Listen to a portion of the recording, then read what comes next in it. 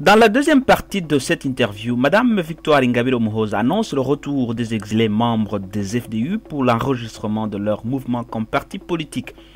Est-ce que le terrain politique rwandais est favorable à ce retour et à cet enregistrement? Ne s'agit-il pas d'une aventure vouée d'avance à l'échec? Ingabire nous livre ses opinions à ce sujet. Alors, le parti MDR, le mouvement démocratique républicain, a été, disons, éliminé de la scène politique rwandaise. Croyez-vous que ceux qui l'ont éliminé vont accepter que les FDU s'installent au Rwanda et participent au jeu démocratique? Je dis une chose, oui, c'est difficile de faire la politique en étant en exil, mais si aujourd'hui nous avons décidé de rentrer dans notre pays, et je dis que si nous rentrons, c'est pour essayer de faire la mission que le FP n'a pas parvenu à faire, donc de reconstruire le peuple rwandais, je ne vois pas quelqu'un qui va nous empêcher de rentrer dans notre pays. Mais de l'autre côté, je veux dire que nous sommes en train de mener les efforts diplomatiques pour que justement le processus démocratique rwandais soit instauré au Rwanda. On sait que jusqu'à aujourd'hui, on a toléré ce qui se passe au Rwanda, on nous dit génocide, mais 14 ans après, c'est le moment vraiment d'accepter qu'il y ait un processus démocratique au Rwanda. Est-ce que les élections législatives de l'année passée n'auraient pas pu être, disons, un test pour le régime de Kigali? Pourquoi est-ce que vous n'avez pas participé aux élections législatives? Il faut comprendre une chose. Pourquoi nous n'exerçons pas la politique dans notre pays? Parce qu'il y a la constitution qui freine les libertés des politiciens.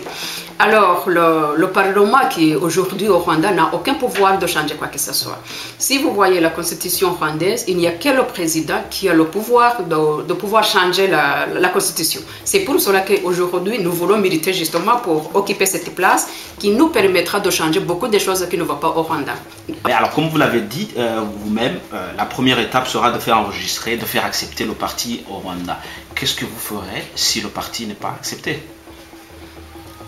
Jusqu'aujourd'hui, on ne voit pas pourquoi on va refuser, mais si le FPR, le pouvoir du régime Kagame, refuse d'inscrire notre parti, c'est à eux de s'expliquer, parce que jusqu'aujourd'hui, on ne voit pas pourquoi on va refuser d'inscrire notre parti. Est-ce que vous avez un plan B au cas où vous cognez contre un refus? Il peut y avoir un plan B, C, D, mais je ne vais pas le déclarer ici dans les médias. Rwanda. Beaucoup d'analystes s'accordent à dire qu'au Rwanda, depuis les années 60, il n'y a eu que Hutucratie et Tutsi-cratie. Est-ce que vous partagez cette analyse?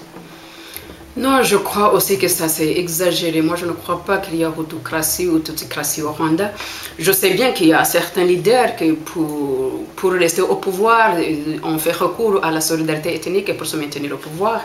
Mais je peux donner l'exemple. Aujourd'hui, si le général Kagame est Tutsi au pouvoir, mais vous n'allez pas me convaincre que tous les Tutsis se retrouvent dans son pouvoir. Alors à ce moment-là, je ne vois pas quand on parle de Hutucratie ou de Tutsi-cratie, moi je n'y crois pas. Vous disiez tout à l'heure que chaque société a sa solution démocratique ou sa version de la démocratie.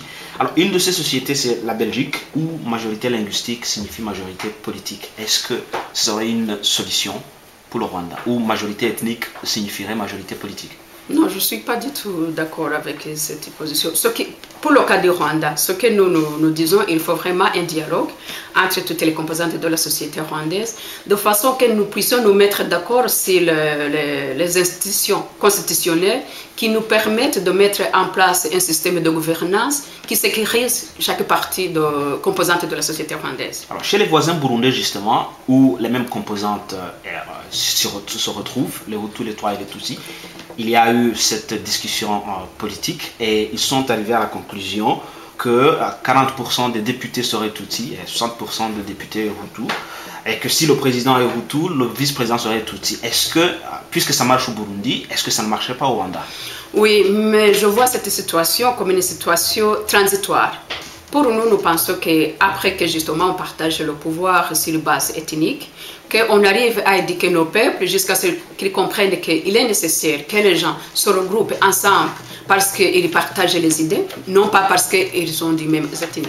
Vous pouvez retrouver toutes les parties de cette interview sur www.olni.nl sur les rubriques vidéo et Rwanda. Notez bien que olni.nl ne vise aucun but idéologique et ne vise qu'à tenter de comprendre le passé et le présent du Rwanda.